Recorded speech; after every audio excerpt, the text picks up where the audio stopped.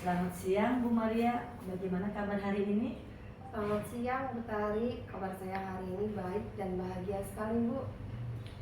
Kalau boleh tahu, kenapa bahagia sekali hari ini? Saya hari ini bahagia karena salah satu murid saya sedang bermasalah dengan temannya, tetapi dia bisa menyelesaikannya dengan baik. Baik, semoga bahagianya Ibu Maria dapat menular ke semua orang.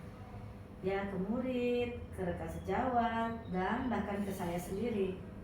Baik Bu Maria, nanti dalam proses coaching hari ini saya akan berperan sebagai observer atau pengamat dalam proses coaching antara Bu Maria dan Bu Lita.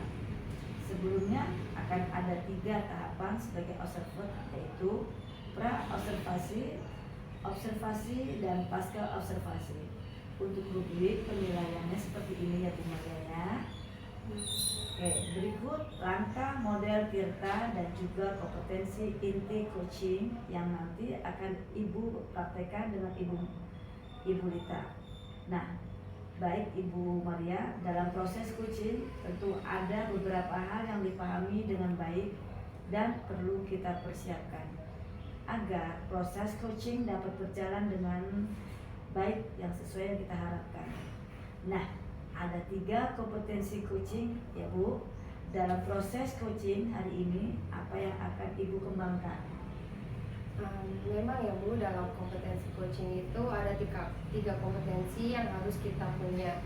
Rencananya saya akan mengembangkan ketiganya, yaitu kehadiran penuh, mendengarkan aktif, dan membuat pertanyaan yang berbobot. Nah, Ibu tadi kan mengembangkan 3 kompetensi tersebut.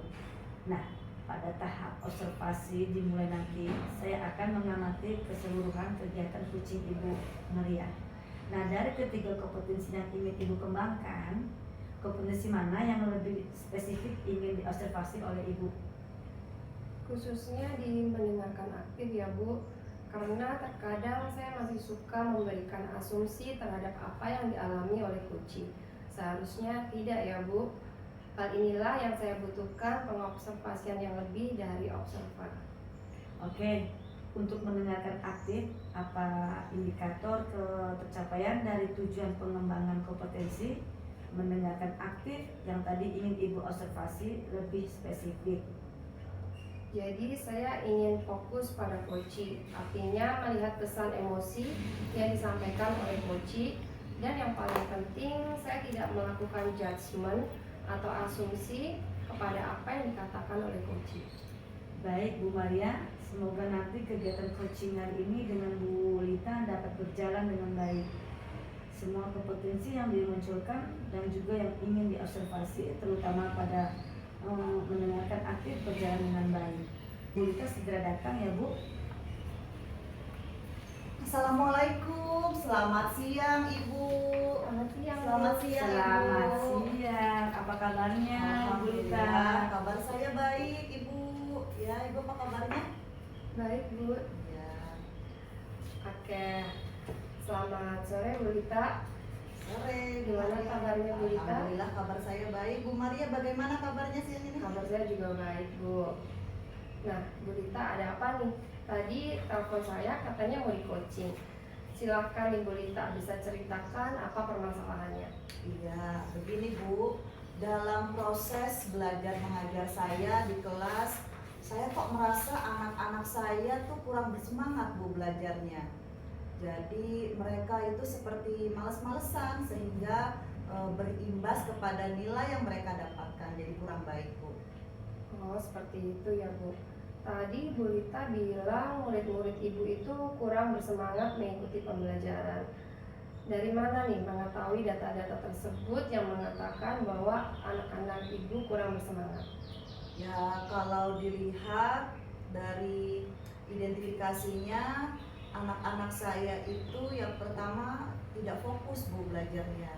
Kemudian mereka kalau disuruh untuk mengulang materi, nilainya juga banyak yang kurang, banyak yang di bawah KKM. Jadi tidak sesuai dengan tidak sesuai dengan yang saya harapkan gitu Bu. Jadi itulah indikator yang saya rasa anak-anak saya kurang bersemangat belajarnya Bu.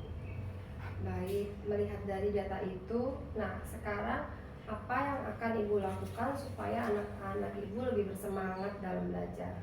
Oke, kalau saya refleksikan ya Bu ya, proses belajar di kelas saya tuh kurang menarik ya Bu. Karena kurang menariknya, jadi anak-anak saya tuh tidak memperhatikan saya sebagai gurunya. Ya, mereka ada yang ngobrol, ada yang ngantuk dan lain-lain. Oleh karena itu, saya harus punya metode pembelajaran yang menarik di kelas saya Bu. Oke, tadi Ibu bilang ketika belajar di kelas itu kurang menarik. Kalau boleh tahu, apa metode yang biasa Ibu Lita lakukan di kelas?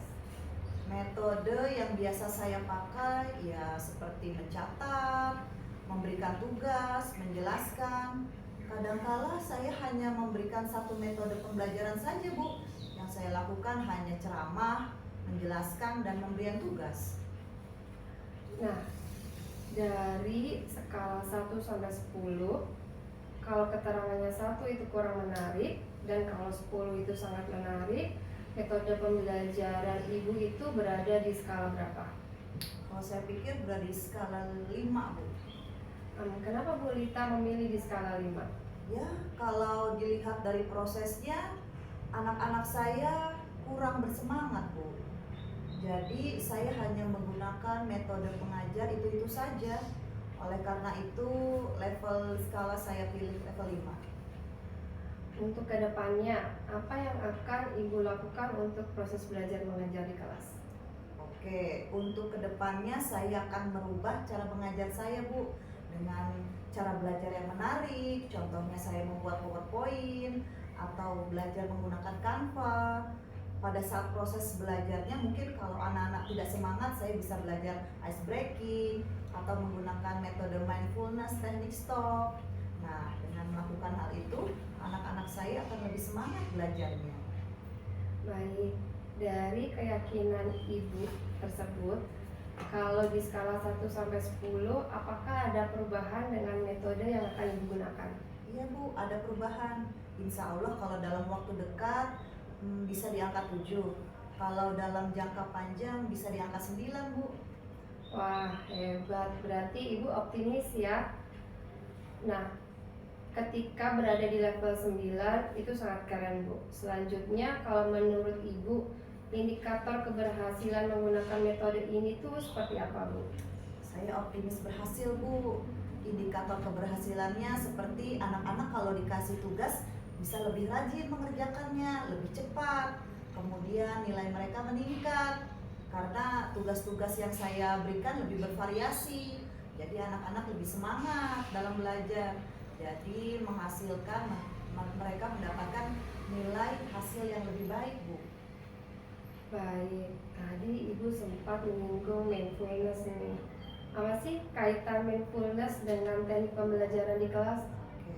Mindfulness adalah salah satu cara untuk mengembalikan konsentrasi anak-anak dalam pembelajaran yang tadinya anak-anak kurang fokus atau mengobrol sendiri. Nah, dengan metode mindfulness ini dapat mengembalikan konsentrasi mereka untuk siap belajar. Untuk faktor penghambatnya Bu, apa yang mungkin bisa terjadi ketika menggunakan metode yang sudah Ibu sampaikan tadi? Iya Bu, dalam rangka pembelajaran dengan metode mindfulness dan lain-lain itu kan perlu peralatan ya Bu ya. Kita membutuhkan laptop, audio speaker, infocus dan lain-lain. Yang kadang peralatan tersebut kadang ada yang bermasalah Bu. Berarti kalau bermasalah kan kurang berjalan maksimal kegiatan mindfulness di kelas, yang nantinya akan menjadi kendala di kelas saya Bu. Oke Bu, tadi Ibu sudah menjelaskan kendala dari metode mindfulness di kelas. Sekarang menurut Ibu Lita, bagaimana cara penyelesaiannya? Oke, cara menyelesaikannya apabila yang bermasalah komputer saya bisa menggunakan laptop pribadi saya Bu. Kalau speaker besarnya yang rusak, saya bisa menggunakan speaker yang lebih kecil. Kemudian apabila infocusnya yang rusak, saya bisa pinjam infocus yang mobile atau dapat berpindah tempat. Nah, Ibu sudah menjelaskan cara penyelesaian dari hambatan tadi. Untuk pelaksanaannya nih Bu, kira-kira kapan akan melaksanakan metode tersebut? Ya mungkin dalam waktu dekat Bu ya, 1 atau 2 hari ke depan saya akan coba. Namun sebelumnya saya akan pelajari dulu. Saya coba dulu, jangan sampai metode mindfulness ini saya coba di kelas tetapi tidak sesuai dengan apa yang saya harapkan Bu. Baik, selanjutnya siapa yang kira-kira bisa membantu Ibu melaksanakan metode ini sehingga bisa terlaksana dengan baik? Ada Bu, saya akan minta bantuan kepada tim sarana dan prasarana di sekolah saya untuk pinjam audio, pinjam laptop, dan infocus, dan lain-lain. Dan juga kepada tim operator untuk menyambungkan koneksi internet di kelas saya. Oke Bu, keren banget ada kolaborasi dengan rekan kerja. Oke Bu, selanjutnya untuk pelaksanaan metode tersebut butuh komitmen yang kuat. Nah, terkait dengan komitmen, adakah yang sudah Ibu rencanakan terkait proses pembelajaran ini? Oke, sudah ada Bu, saya berkomitmen harus mempelajari kekurangan yang ada pada diri saya saat mengajar. Sehingga pembelajaran yang tadinya tidak disukai oleh anak-anak menjadi lebih menarik, jadi anak-anak lebih konsentrasi, dapat fokus dalam belajar. Nah, dimulai dari saya sebagai gurunya untuk semangat belajarnya, untuk semangat membuat media ajar seperti membuat PowerPoint, membuat Canva, dan lain sebagainya. Kemudian saya juga mempelajari tentang ice breaking. Apabila semuanya sudah saya kuasai, berarti pembelajaran di kelas saya tentunya akan lebih disenangi oleh anak-anak saya. Oke, mudah-mudahan apa yang Ibu sampaikan dapat terlaksana dengan baik ya Bu. Terakhir Bu, menurut Ibu apa kesimpulan dari kegiatan coaching kita kali ini? Kesimpulan dari seluruh rencana kegiatan ini adalah saya harus mempelajari kekurangan-kekurangan serta membuat jadwal kegiatan dilaksanakannya kapan, terus dan kapan akan diaplikasikan, diterapkan di dalam kelas saya, seperti itu Bu. Wah bagus Ibu Lita, selalu optimis ya Bu. Sekarang Bu Lita sudah mendapatkan solusi dari permasalahan Ibu. Saya doakan semoga proses belajar di kelas dapat berjalan dengan baik, anak-anak menjadi lebih bersemangat dan mendapatkan hasil yang lebih baik. Baik Bu Lita, kita akhiri kegiatan coaching kita kali ini. Semoga kegiatan kita bermanfaat ya Bu. Bu, terima kasih Bu Maria. Wassalamualaikum warahmatullahi wabarakatuh. Waalaikumsalam warahmatullahi wabarakatuh. Baik Bu Maria, kegiatan coaching telah selesai dilaksanakan pada tahap pasca pelaksanaan coaching. Ada beberapa hal yang ingin saya tanyakan. Yang pertama tadi dalam proses coaching yang Ibu Maria dan Ibu Lita lakukan, apakah sudah menyampaikan indikator ketercapaian dari tujuan yang ingin Ibu sampaikan? Apakah Ibu sudah melakukan indikator-indikator tercapaian itu? Ya, sudah Ibu.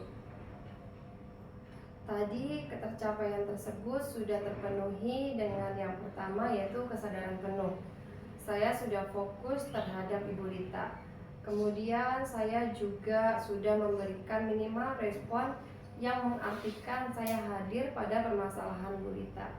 Terus yang kedua, dalam hal fokus pada permasalahan, saya dapat memberikan respon sesuai dengan emosi yang disampaikan oleh Ibu Lita. Baik Bu Maria, izin saya menyampaikan hasil pengamatan atau observasi terhadap kegiatan coaching antara Bu Maria dan Bu Lita.